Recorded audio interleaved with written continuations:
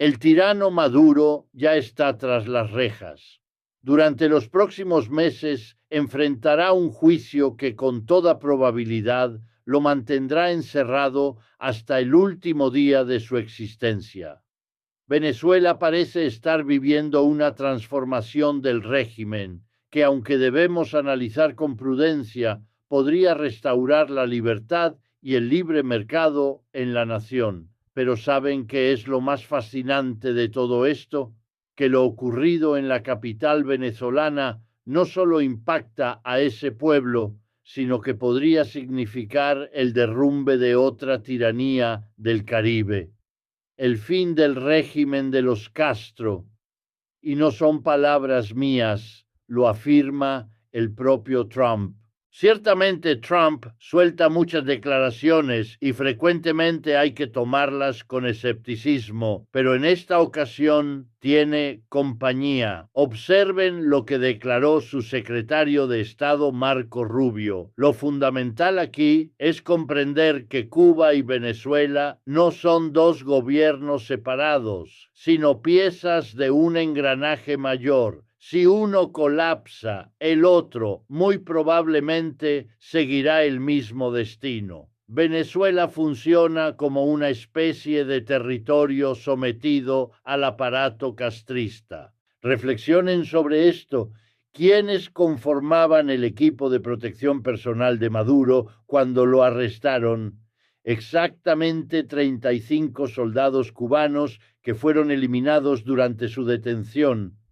Atención, el autócrata venezolano no contaba principalmente con protección de su propio país, no, sino de cubanos. Pero continuemos. ¿En qué lugar recibía tratamiento oncológico Hugo Chávez? Nuevamente en La Habana, Cuba, no en suelo venezolano. ¿De dónde conseguía Cuba su combustible? Pues absolutamente todo era crudo venezolano, un hidrocarburo que con las ofensivas y el cerco estadounidense se ha reducido drásticamente. Y aquí llegamos al aspecto más crucial de todos.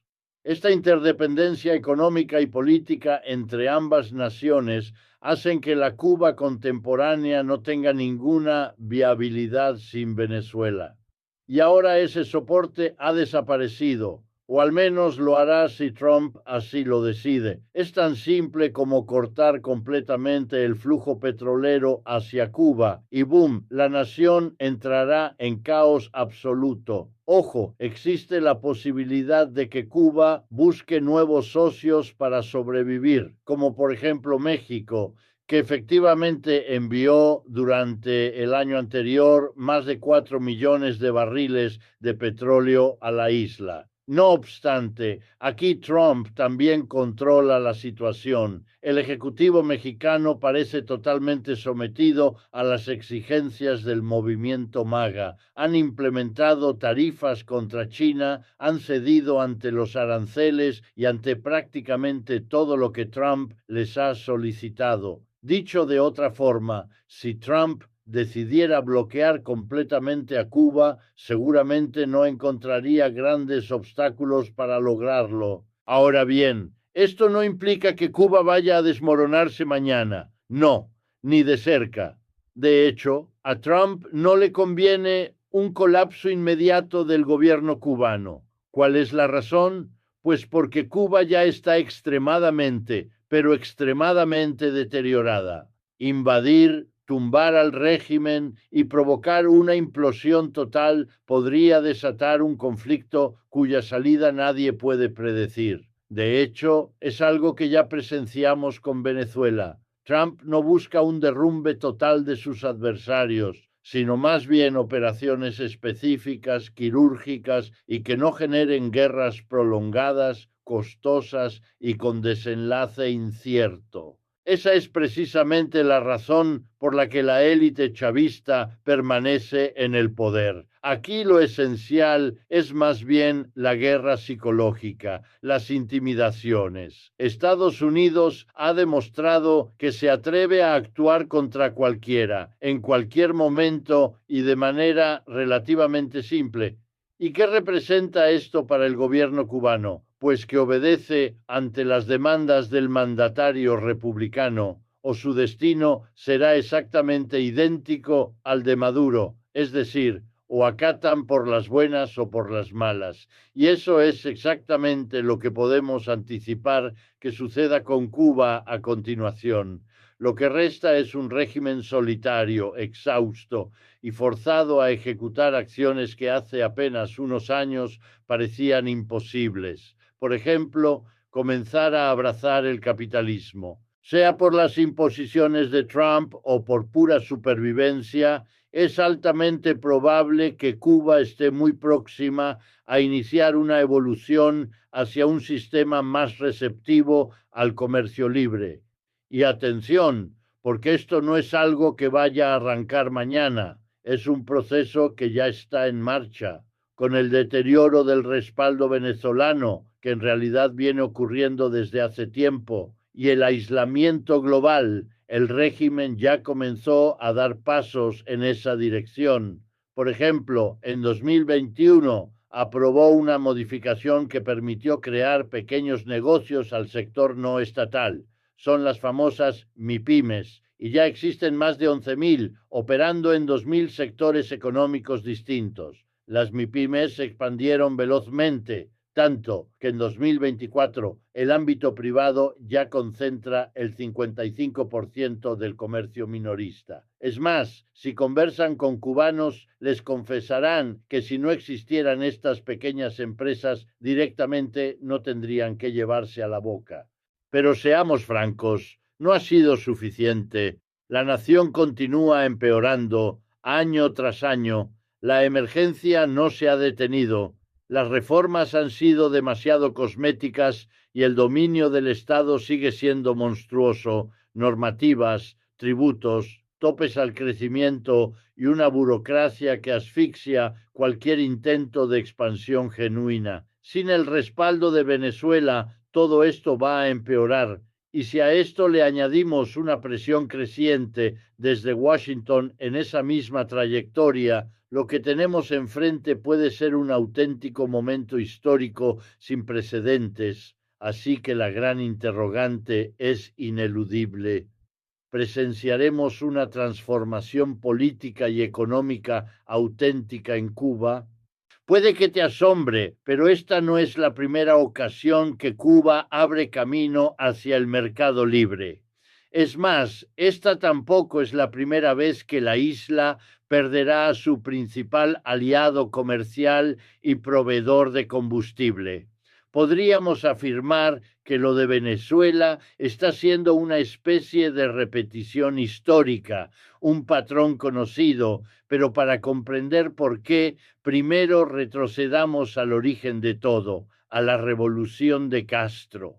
La revolución transformó radicalmente el país y la meta era evidente: confiscar terrenos, haciendas, tanto a ciudadanos cubanos como a corporaciones extranjeras, para después repartir todo a pequeños agricultores o simplemente mantenerlo bajo administración estatal. Pero esto era apenas el comienzo. En los años posteriores, la revolución intentó eliminar la propiedad privada por completo. Las confiscaciones no se limitaron solo al campo, sino que en 1968 se estatizaron unas 58.000 pequeñas empresas, negocios, servicios, manufacturas. Prácticamente todo el entramado económico independiente desapareció. La meta era clara: centralizar la producción, el comercio y los servicios en poder del Estado y erradicar la iniciativa particular como motor económico. ¿Y saben cuál era el pilar de su economía? El azúcar.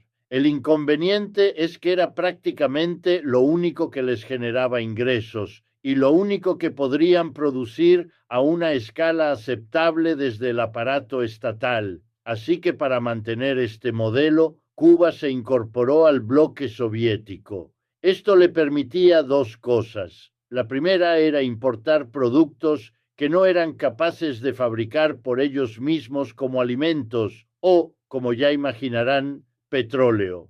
Y por otra parte, también les permitía recibir subsidios económicos por parte de los soviéticos. ¿Qué debía entregar Cuba a cambio de esto? Pues solo dos cosas: azúcar e influencia geopolítica en el Caribe. Sin embargo, amigos, este modelo fue alivio momentáneo y miseria a largo plazo. Al depender de los subsidios, de los alimentos y de los combustibles foráneos, Cuba nunca consiguió construir un socialismo autosuficiente. Su economía subsistía gracias al exterior. Esto provocó que muchas decisiones económicas respondieron más a la voluntad geopolítica internacional que a criterios lógicos. Pero la complicación más severa era otra, que si caía la URSS, la economía entraría en colapso al instante. Y efectivamente, eso fue lo que sucedió. A inicios de los años 90, el principal sustento económico de Cuba se esfumó de la noche a la mañana. La isla quedó absolutamente sola, con una economía al borde del abismo y con su principal adversario a unas pocas millas marítimas. Nuevamente, muy similar a lo que ahora puede suceder con Venezuela. ¿Y qué fue lo que hizo entonces el régimen? Reaccionar abriéndose al mercado, pero con extrema cautela. Se autorizó el autoempleo de manera muy restringida y bajo un control estricto del Estado. Solo oficios elementales como barberos o reparadores de llantas, es decir, trabajos que apenas rozaban la economía real. Porque, a pesar de la emergencia, el Partido Comunista nunca dejó de percibir al sector privado como un enemigo. Lo consideraban un caballo de Troya del imperialismo norteamericano, capaz de infiltrarse y destruir el sistema desde adentro. Así que, en realidad, esta apertura al mercado duró más bien poco. La interrogante es: ¿cómo pudo Cuba sobrevivir sin capitalismo y sin contar con los subsidios de la URSS? Pues muy simple: cambiando de proveedor, encontrando un sustituto de los soviéticos, y ese fue Venezuela. La conexión entre Cuba y Venezuela no es solo histórica, ha sido la columna vertebral de la economía cubana durante décadas. Todo empezó a consolidarse en 1998 con el ascenso de Hugo Chávez al poder, un ascenso que evidentemente fue impulsado por el régimen cubano y su maquinaria de propaganda exterior. La clave está en el petróleo. En su momento de mayor potencia, entre 2008 y 2015, Cuba recibía más de 100.000 barriles diarios de crudo, mientras enviaba 30.000 médicos y asesores militares a Venezuela. Era un intercambio perfecto: combustible y dinero fresco a cambio de prestigio internacional y presencia estratégica. Sin embargo, la luna de miel no perduró eternamente. Todo comenzó a desmoronarse a partir de 2016. La producción petrolera venezolana colapsó debido a la pésima administración, las sanciones, la falta de mantenimiento y, para rematar, el desplome del precio global del crudo. Para 2018, la mitad del petróleo ya no llegaba, y en 2024 los envíos apenas superaban los 32.000 barriles diarios. Hoy, casi con certeza absoluta, estos son cero. La consecuencia: apagones permanentes, centrales térmicas paralizadas y una industria que parece en coma profundo. Y esto no es solo teoría. En 2014, el economista Pedro Vidal ya había alertado algo que hoy se siente más tangible que nunca. Si Cuba perdiera súbitamente el suministro de petróleo venezolano, su PIB se desplomaría un 7,7%. El 95% de su electricidad depende del petróleo y no existen divisas suficientes para adquirirlo en el mercado internacional.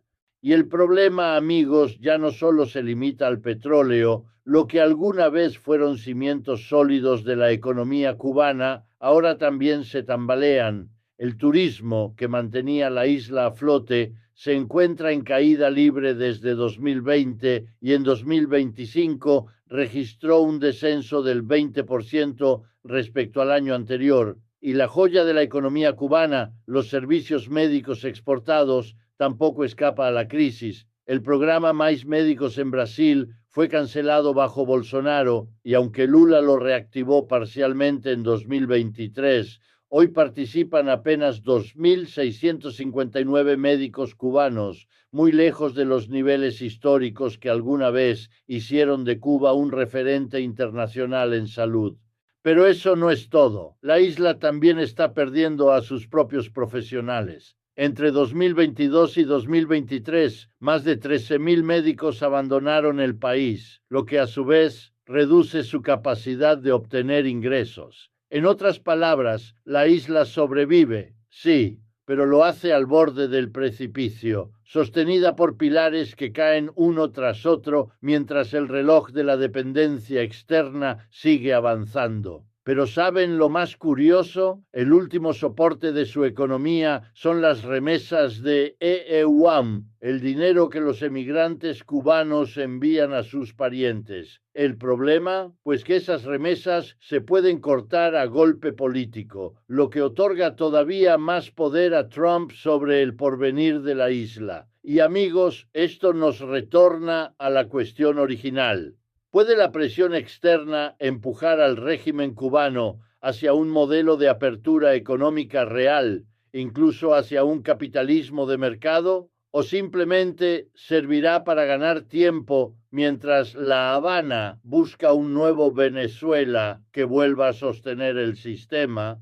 Pues amigos, no poseemos una bola de cristal, pero lo que sí podemos afirmar es que la isla del azúcar nunca ha estado tan cerca de una transformación real. Y como hemos analizado antes, ya lleva unos años aplicando reformas pro mercado. Desde el fallecimiento de Fidel Castro en 2016, Cuba ha experimentado el mayor reajuste político desde los años 60. El poder dejó de depender de una figura histórica y personalista para pasar a una estructura más institucionalizada, aunque todavía controlada por el partido. Raúl Castro se mantuvo en la presidencia hasta 2018, pero inició un proceso de normalización institucional, límites de mandatos, reformas económicas controladas y una apertura limitada al sector privado. Así, en abril de 2018, por primera vez desde 1959, un Castro dejó de ser presidente.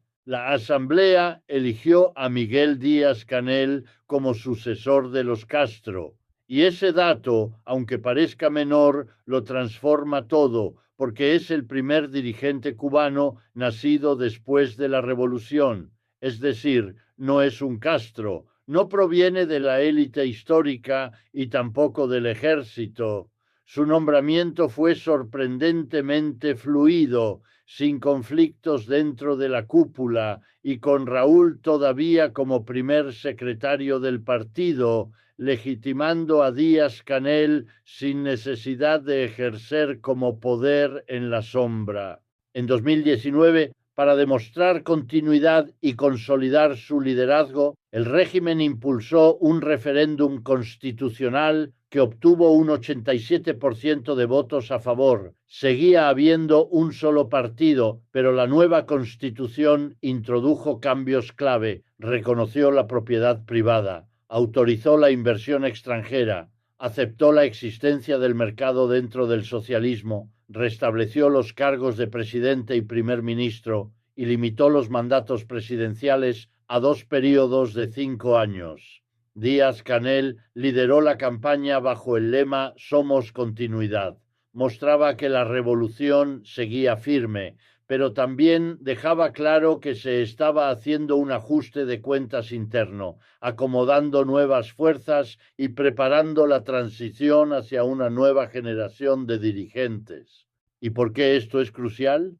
Pues porque en conjunto esto posiciona a Cuba en un momento histórico. Por primera vez en décadas se han alineado varios factores que apuntan en la misma dirección. El cambio es el escenario más probable. La isla atraviesa una crisis económica profunda. El modelo político del castrismo está agotado y ha mostrado signos de reforma y, por si fuera poco, una presión externa creciente desde Washington con Trump de vuelta en escena. Las salidas, siendo honestos, son cada vez menos. De hecho, el margen de maniobra del régimen es extremadamente reducido, o el Partido Comunista impulsa un cambio controlado al estilo del modelo chino a finales de los años 70, abriendo la economía para salvar el sistema político, o corre el riesgo de que la presión externa y la crisis interna terminen forzando una transformación mucho más abrupta, con una revolución económica desde dentro que cambie por completo el modelo de la isla. Y aquí es donde conviene hacer una pausa y mirar la isla no desde la ideología, sino desde la economía pura y dura, porque si Cuba se abre, aunque sea de forma parcial y controlada, ¿qué tipo de nación podría llegar a ser? ¿Qué oportunidades reales tiene sobre la mesa? Y la respuesta corta es esta: más de las que parece. La prueba es algo básico, pero fundamental: la geografía. Cuba está ubicada en una posición absolutamente estratégica, es decir, a las puertas del Golfo de México, controlando una de las rutas marítimas más transitadas del hemisferio occidental, a menos de 150 kilómetros de Estados Unidos, y en el corazón del Caribe. Pocas naciones en el mundo tienen una ubicación tan favorable para transformarse en un centro logístico y comercial entre América del Norte, América Latina y Europa.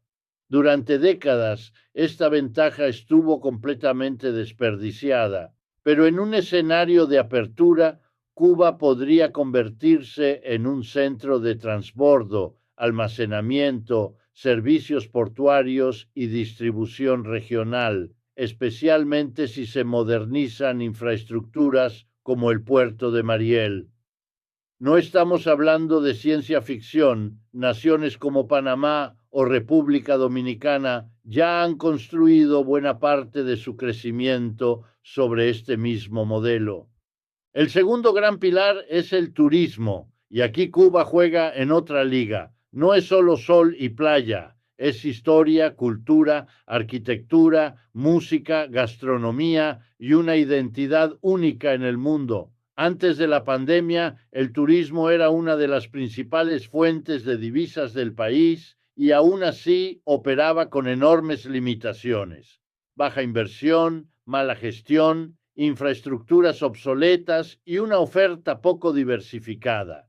Con una apertura real, Cuba podría atraer inversión extranjera, mejorar servicios, diversificar su oferta y captar un turismo de mayor valor añadido, desde turismo cultural y urbano hasta sanitario, ecológico o de larga estancia. El potencial es enorme, especialmente para el mercado norteamericano, que históricamente ha estado prácticamente cerrado por razones políticas. Pero quizá el activo más infravalorado de la isla sea su capital humano. Cuba cuenta con una población relativamente pequeña, pero con niveles de alfabetización muy altos, una base educativa sólida y una fuerte presencia de profesionales en sectores como la salud, la ingeniería, la educación o las ciencias. A eso se suma algo clave: costes laborales bajos.